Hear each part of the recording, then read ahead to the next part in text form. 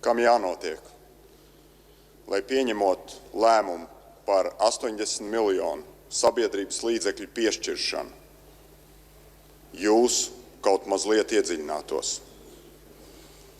Kam jānotiek, lai jūs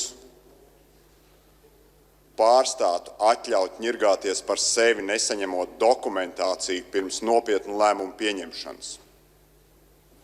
Kam jānotiek, lai jūs rīkotos atbildīgi un domātu kritiski būtiski jautājumu pieņemšanas laikā? Kam?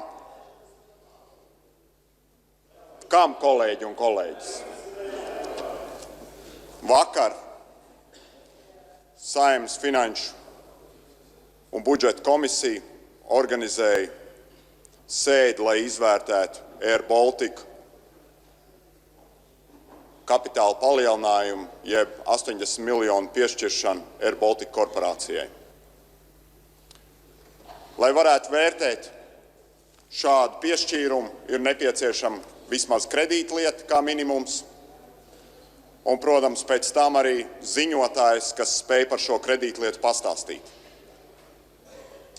Vispirms par dokumentiem, kurus saņēma Finanšu un budžeta komisija pirms sēdes. Tātad šie dokumenti bija tik lielā apjomā, tās bija precīzi 4 lapas. Lapa numur 1. Uz šīs lapas ir rakstīts, ka notiks Saeimas Finanšu un budžeta komisija, kur būs slēgta sēde. Lapa numur 2. Lapa numur 2. Šeit uz šīs lapas ir minēti tie personāži un personas, kuras ieradīsies uz šo sēdi. Lapa numur 3. Lapa numur 3. Šeit ir izvilkums no likuma par budžetu un finanšu vadību. Un savukārt lapa numur 4 ir dokumentiņš, jeb maziņa lapiņa no valsts budžeta likuma 2016. gadam. Tas viss par 80 miljonu piešķiršanu. Neviena vārda vairāk. Neviena. Šāds dokumenta apjoms automātiski vienkārši atceļ jebkādas naudas piešķiršanu, pat 80 000 piešķiršanu. Par kādiem miljoniem mēs runājam?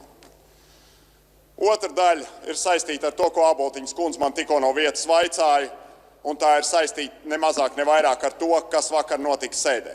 Jā, vakardienas sēde tika apzināti organizēta kā slēgta sēde, lai radītu priekšstatu jums, dārgie kolēģi, jums visiem, ka tur tiek lemts kaut kas ļoti būtisks un tiek stāstīts tās lietas, ko jūs nedrīkstat dzirdēt.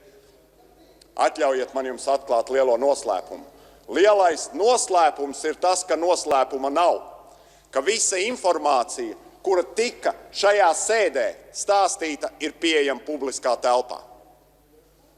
Un tāpēc, vienkārši lai radītu šo te iespaidu, ka tur ir iedota kaut kāda informācija papildus šai un papildus tai, kura nav bijusi publiskā telpā, notika arī slēgta sēde.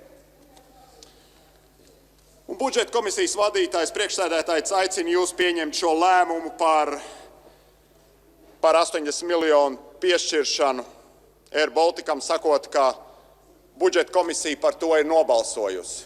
Es balsoju pret, balsoju par tikai Zaļo zemnieku savienība, vienotība un Nacionālā apvienība. Kolēģi, pieņemot šodien lēmumu, balsojot par šo līdzekļu piešķiršanu, jūs aizsūtat 80